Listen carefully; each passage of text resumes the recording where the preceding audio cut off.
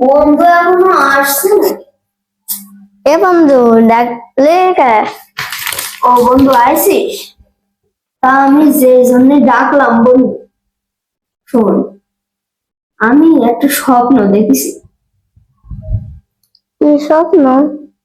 আমি দেখছি যে আমরা সবাই গুনাহ করছি, কেউ আমল করছে না, কেউ নামাজ পড়ছে না, কেউ মসজিদে যাচ্ছে না, কেউ রোজা রাখছে না, সবাই মদ বিড়ি গাঁজা খেয়ে বেড়াচ্ছে। এবার তারপরে এমন একদিন আসলো যে ওই দিন কেউ কাউকে চিনছে না। হচ্ছে কোরআন খুলতে মানে কোরআন পড়তে যাচ্ছে, আল্লাহর কাছে ক্ষমা চেতে যাচ্ছে, কিন্তু কোরআন খুললে সব পৃষ্ঠা সাদা, কোনো হরফ নেই। আল্লাহর ভয়ে ওরা থরথর করে কাঁপছে ওই দিন। এটা দেখে আমার মানে আজ থেকে আমি আমল করা শুরু করেছি। তা তোরও বলছি যে তুইও আমল। আমার এখন আমল করার বয়স যে আমি এখন আমল করবো? আমল আমল করার বয়স দিয়ে কি হবে তোর? হচ্ছে এখন তুই বড় হয়েছিস, তোর এখন আমল করতে হবে।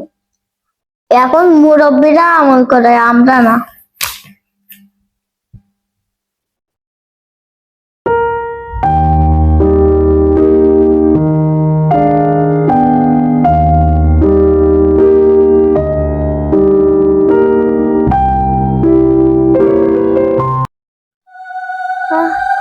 এটা কি হচ্ছে?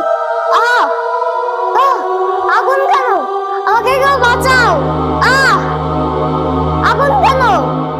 আহ! আহ! আহ! আহ! আগুন কেন? আহ! আহ! আহ! আহ! আহ! আহ! এখানে না সব আগুন ছিল। আমার আজকে ছিকের নামাজ পড়তে হবে।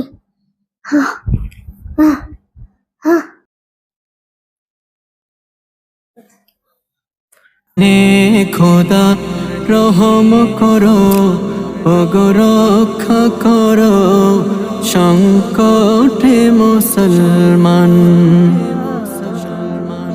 এই দুর্দিনে খোদা রহম করো, ওগো রক্ষা করো।